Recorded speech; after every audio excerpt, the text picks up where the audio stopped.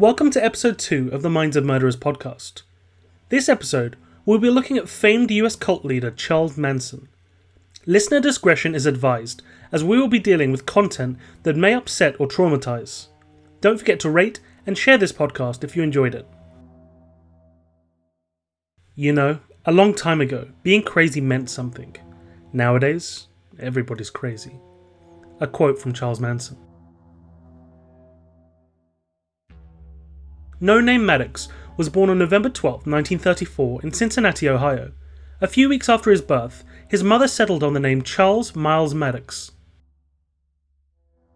Kathleen Maddox was a 16-year-old runaway who was an alcoholic. She worked as a sex worker to support herself after the man who impregnated her ran off. She was young, immature, and too unpredictable to provide baby Charles with a stable home. Kathleen did marry a man, however, named William Manson, but the marriage did not last long. He gave the boy his surname, and Charles Manson officially came into this world. Charles would often tell the story of when he was a small child in a diner with his mother. Mom was in a cafe one afternoon with me on her lap. The waitress, a would-be mother without a child of her own, jokingly told my mom she'd buy me from her. Mom replied, "A pitcher of beer and he's yours." The waitress set up the beer. Mom stuck around long enough to finish it off and left the place, without me. Several days later, my uncle had to search the town for the waitress and take me home. When Charles was 6 years old, his mother and his uncle were arrested after an armed robbery. She was sent to Moundsville State Prison with a 5-year sentence. He was sent to live with his deeply religious grandmother and grandfather. He only stayed for a few months before moving in with his aunt and uncle. They were religious too, strict, disciplined, and highly regimented. His uncle often belittled him for being too feminine and being a sissy. On his first day of school, his uncle sent him to school in a dress so he could learn how to fight. Despite this, his time with his aunt and uncle was some of the most stable years of his life. From ages 6 to 8, he somewhat enjoyed life. When his mother was not in prison, he would cling to her and beg for her acceptance. She had no interest in being a mother. Charles quickly learnt to keep to himself and live through his imagination. He liked to watch everything going on around him and dream of the future. By age 9, he had dropped out of school and started on his criminal path. He would spend most of his youth in juvenile reformatories. He was first sent to Gibalt School for boys in Terre Haute, Indiana. When the authorities came to take him, his mother promised to visit often. She never did. He stayed in the boys' school for 10 months before his first escape. He managed to rob a grocery store and get some cash as well as some stuff on his way out. He got caught by police trying to steal a bicycle in front of the store. He was taken back to the boys' school. 2 days later, he escaped again. Charles had hidden away a pair of wire cutters. He then freed himself and 30 other boys. This would become Charles's pattern. He would escape from reform school, steal, get caught, and sent back to reform school. It was a vicious, never-ending cycle. He would often try to run to his mother while on the lam. She was always quick to reject him. She testified in a juvenile court hearing that she didn't want him and could not take care of him. His spirits were crushed. After this hearing, he was placed in Father Flanagan's Boys' Town. He only stuck around for 4 days until escaping with another boy he called Blackie Nelson. Manson would refer to all black people as Blackie. He was a firm believer in white supremacy. The two boys stole a car and made their way to Nelson's uncle's house. He was a World War II vet who was known for feeding and housing troubled youths. In exchange, he would have to help them with armed robberies. On their third robbery, the two boys were caught. Charlie was sent to the Indiana School for Boys in Plainfield. He stayed there for 3 years but managed to escape 18 times. Charlie said his time at the Indiana school was a living nightmare. He was constantly raped, sodomized, picked on, and beaten by all the other boys and guards. He said the guards would beat him with leather straps and wooden clubs for any conceived slight against them. After being gang raped by some boys one night, Charlie beat one of his attackers with an iron bar while the boy was asleep in his bunk. He was beaten close to death. He then placed the bar under the bed of another boy. The other boy was blamed for the assault, and Manson evaded all suspicion. When Charlie was 15 years old, he was assessed by a psychiatrist. He was found to be aggressive, antisocial, and mostly illiterate. Separate from his assessment, he was monitored by a social worker who said he was severely emotionally traumatized and in serious need of psychiatric treatment. They did both note that Charlie had a talent for music. Because of these assessments, Charlie was transferred to a minimum security institution, the National Training School for Boys in Washington, D.C. He said that he genuinely enjoyed his time here. Things were very different from the reformatories he had been in before. Here, the boys were treated well, and there was a positive focus on rehabilitation. Unfortunately, Charlie did not want to be rehabilitated. He wanted to get out of there and continue his criminal ways. October 24, 1951, Charlie was moved to the National Bridge Honor Camp in Petersburg, Virginia. Though not a model inmate, he had kept to himself and kept clean. 1 week before his parole hearing, he viciously sodomized another inmate while holding a knife to the boy's throat. After this event, he was reclassified as extremely dangerous. He was transferred to a high-security facility, the Federal Reformatory, also in Virginia. He was in the reformatory for 7 months and had 8 major violations on his file. By the end of his time there, he was deemed defiantly homosexual, dangerous, and safe only under supervision, with assaultive tendencies. By the end of the next year, he was moved to a higher security facility where he manipulated the system and became a model prisoner.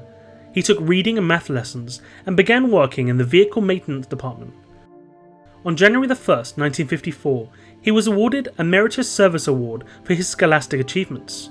Charlie was constantly striving for status and looking to secure some kind of love. Finally, in May of 1954, he was paroled at 19 years old. He was put into the care of his aunt and uncle, but only stayed with them for a month before running off to find his mother. She had also recently been released from prison. 6 months after his release, Charlie married Rosalie Jean Willis. He worked in an extremely low-paying job and stole cars to supplement his income. One of the cars he stole, he loaded up, and the couple drove across the country to Los Angeles, California. Along the way, he was stopped and the car was identified as stolen from Ohio.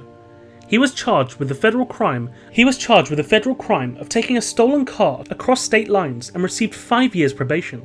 At this point, Rosalie was heavily pregnant with their son, Charles Manson Jr. Charlie missed his probation hearing and was arrested. He was quickly sentenced to 3 years in prison at Terminal Island in San Pedro, California. He was at the prison for a few months before learning that his wife and small son were living with another man. 2 years later, Rosalie officially obtained a decree of divorce. Heartbreakingly, Charles Manson Jr. took his own life in the 1990s. He tried desperately to escape his father's dark reputation, but was, however, unsuccessful. In 1958, he was released with 5 years of parole. He was in Los Angeles at this time and made his money through a variety of illegal means: pimping out young girls, conning people out of their money, auto theft, passing stolen checks, which he took directly out of mailboxes, and other petty crimes. He was caught for these crimes and sent to the McNeil Island in Washington state. During his time in McNeil prison, he learned to read music and play the guitar. He became close friends with fellow inmate, former Public Enemy No. 1 and infamous member of the Mar Barker gang, Alvin Karpis. He helped Charlie learn how to play and gave him a steel guitar. Karpis would later say that Manson was a master manipulator of other people. The prison authorities also noted that Charlie had a tremendous drive to call attention to himself. Also in 1958, Charlie married his second wife, sex worker Leona Ray Stevens, aka Candy. They had one son named Charles Luther Manson. The marriage would be short-lived and the two divorced in 1963. Manson would later recount how drugs, art and music played a role in developing his extremist mindset. He would heavily dose himself with LSD and listen for what he perceived to be messages in songs and books. He quickly became obsessed with the Beatles song Helter Skelter from the White Album.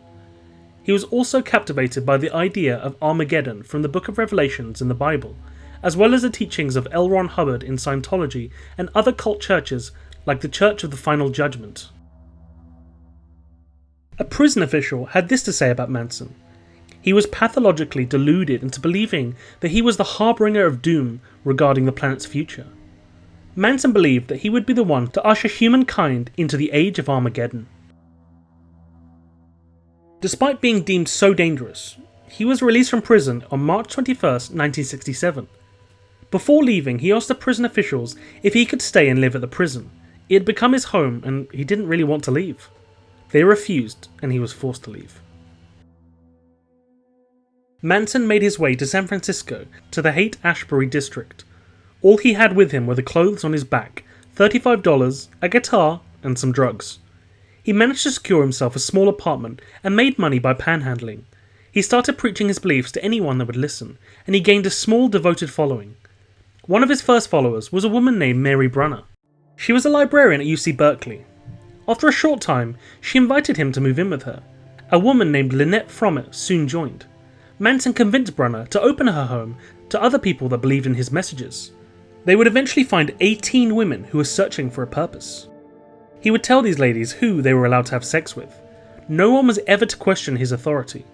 His word was law. The girls would all do LSD and amphetamines while listening to his music and his sermons. They all became totally committed to Manson, and they would do anything he asked.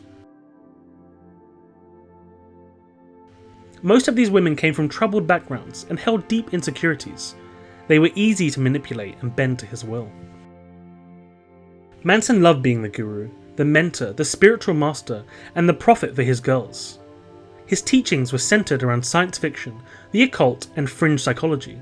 As one of his followers said, he preached the comings of an apocalyptic race war that would devastate the United States and leave the family in a position of dominant power. Manson began to tire of San Francisco.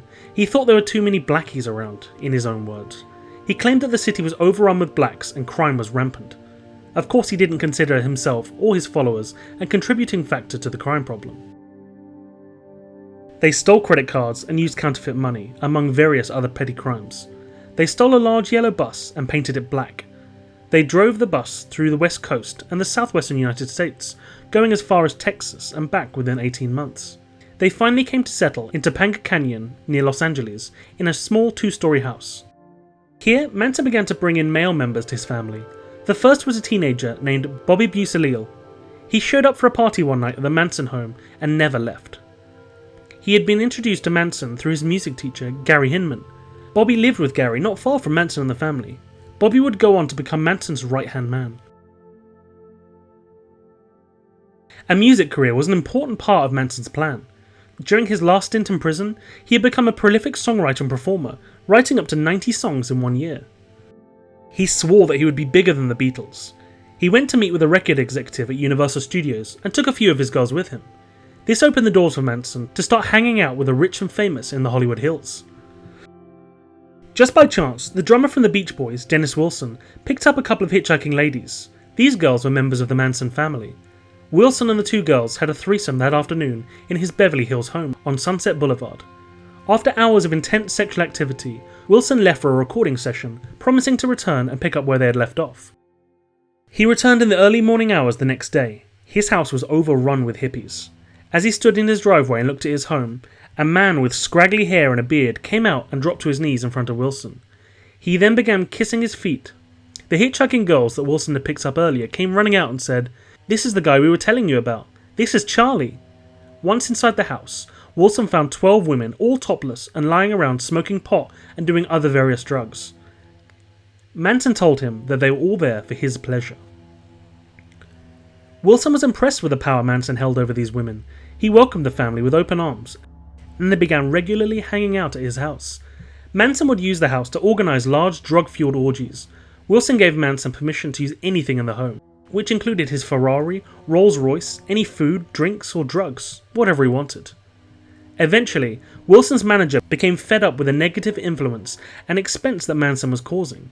He ordered the family out of the house. There were other reasons that the family was being evicted from this posh Hollywood lifestyle. There were rumours that some of the children of Hollywood's rich and famous were being plied with drugs and alcohol. Then they were being taken advantage of sexually, all under the direction of Manson. The door to Hollywood was firmly slammed shut in Manson's face.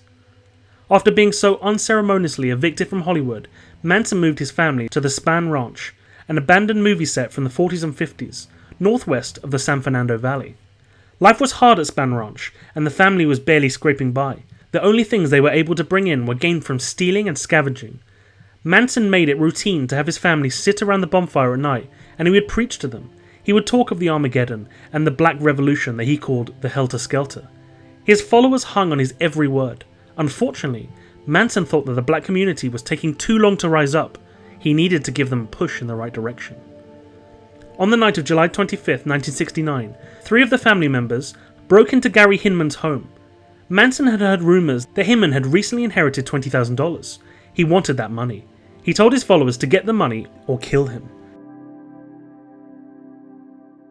When Hinman refused to hand over the cash, Manson was called up to the house. He screamed at Hinman, pulling out a sword, and cut off the man's ear.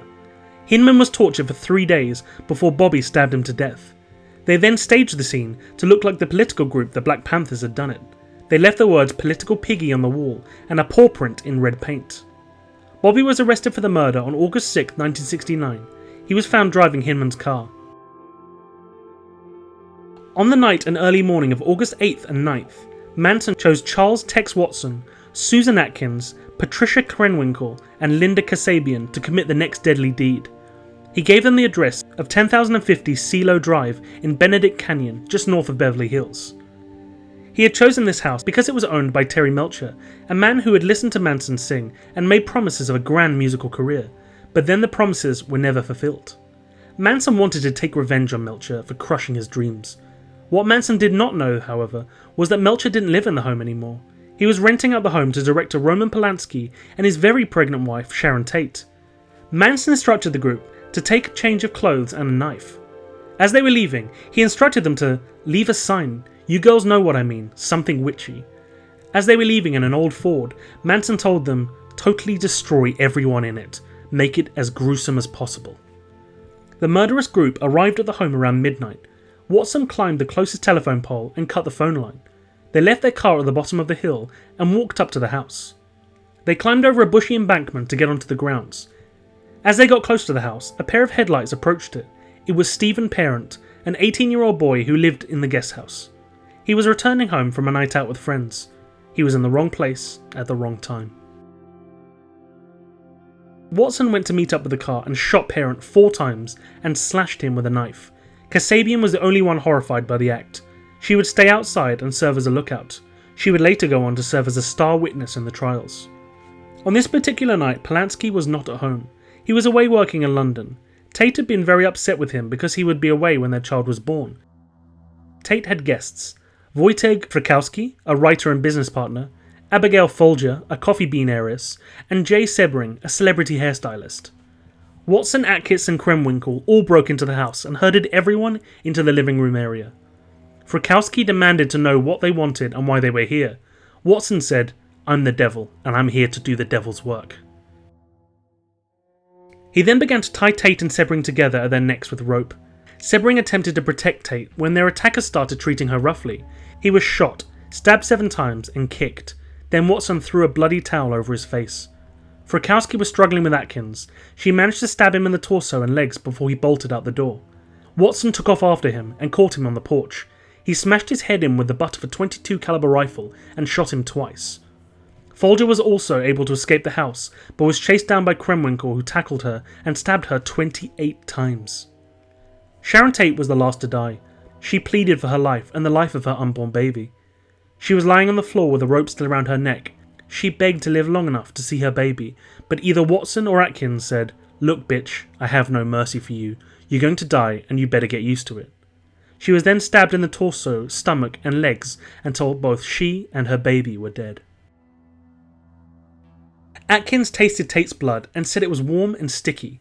She then took the blood and wrote "pig" on the door. Watson would later go on to describe the victims as running around the place like chickens with their heads cut off. After it was all over, there were 122 stab wounds between the 4 victims. 2 lay in the house, 2 lay on the yard, and 1 was in his car. Manson was greatly disappointed with the murder and called it sloppy and messy. He told them they would have to go out again, and this time he would go with them. Kasabian was ordered to go out and drive around the neighbourhoods of LA looking for their next victims. Manson assigned Watson, Krenwinkel, Clem Tufts, and Leslie Van Outen to the murder team. The very next night after the murders in the Polanski home, the LaBianca family were murdered. Lino LaBianca was a wealthy supermarket executive living in Los Feliz with his wife, Rosemary. Before entering the home, Manson instructed his family, "Don't let them know you're going to kill them." They were then tied up and Watson stabbed them to death with a chrome-plated bayonet. Lino was found with 12 stab wounds, 7 fork wounds, and a knife in his throat. Rosemary was found with multiple stab wounds in her torso, face, and neck. Written on the walls of the doors in the victim's blood was "Death to Pigs," "Rise," and "Helter Skelter," which they actually misspelt. Carved into Leno's stomach was the word "war." These horrific murders caused mass panic in the LA area. It took police months to narrow down the suspect pool until they were all able to link Gary Hinman's murder with the Tate LaBianca murders. In October 1969, 24 of the Manson family members were arrested, including Charles Manson. At the time of his arrest, Manson was dressed completely from head to toe in buckskins. While in custody, Susan Atkins began bragging about her involvement in the Tate LaBianca murders to her cellmate, Virginia Graham. She kept referring to Manson as a beautiful cat and named him the mastermind. She explained how she found Tate lying in her bed with her bikini bra, underpants, and protruding pregnant belly. She described the taste and texture of her blood. There was no remorse, and she seemed excited by the memories.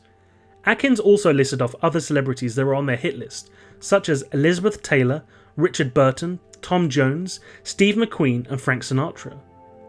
Word of this confessional conversation made its way back to the LAPD. Atkins was not the only one who couldn't keep her murderous news quiet. Manson himself told a friend that belonged to the motorcycle gang, the Straight Satans, about how he had knocked off 5 people. Other Manson family members told Danny DiCarlo, also a member of the Straight Satans, "We got 5 piggies." When questioned by the LAPD, they said that Manson had told them some information that was never disclosed to the public. Manson supposedly told them they had written something on the refrigerator in blood, something about pigs. This was damning evidence against the Manson family. For the impending Manson trial, the district attorney chose Vincent Bugliosi as the chief prosecutor. He was chosen because of his high success rate. Out of the 104 felony trials he had been part of, he had won 103. Bugliosi was a devoted prosecutor. He was part of the search that took place at the Span Ranch and nearby Barker Ranch. On these properties, they had found .22 caliber bullets and shell casings, as well as magazines and articles from World War II that idealized Hitler and his teachings. For a successful trial on the part of the prosecutor, they would need the testimony of someone who had been present at the murders, someone who had witnessed the events of those nights, Susan Atkins. A deal was struck with Atkins' lawyer that they would not seek the death penalty in return for her testimony. Plus, they would consider a further reduction of the charges if she continued to cooperate throughout the trial. She appeared in front of the grand jury on December 5th, 1969. She talked about how she was in love with the reflection that was Charles Manson, that there was no limit to what she would do for him. She talked about how since the murders, she felt dead. Murder indictments were brought down on Manson, Watson, Krenwinkel, Atkins, Kasabian, and Van Outen. The trial began on July 24th, 1970. It would go on to be the longest, most expensive in American history up to that point, lasting for 225 days. The jury was composed of 7 men and 5 women. On the first day of court, Manson came in with a freshly cut X on his forehead. He said that he had X'd himself from our world. Many of his followers, who were camped outside the courthouse, did the same. As the trial progressed, Manson would fall into a trance-like state and stare down both the judge and prosecuting attorneys. Kasabian was set to serve as a principal witness for the prosecution, but refused to testify at the last minute. It was suspected that she had received threats from Manson and his followers. After much convincing, she finally agreed to go on the stand a few days after the trial began. Manson's lawyer had an outburst and angrily objected. "Objection, Your Honour, on the grounds that this witness is not competent and is insane." The judge called this outburst outrageous, and Kasabian was sworn in as a witness. She remained on the stand for 18 days, 7 of which she was cross-examined by Karnek, Manson's defense attorney. "We always wanted to do anything and everything for him," Kasabian would say. She testified that she didn't want to go to the LaBianca murders, but went anyway, because Charlie asked me and I was afraid to say no. The defense attempted to make her look like an insane, spaced-out, drug-fueled hippie, but the prosecutor presented a stronger case for her credibility. On August 3rd, President Nixon released a statement declaring Manson guilty. It was front-page news on every paper in America.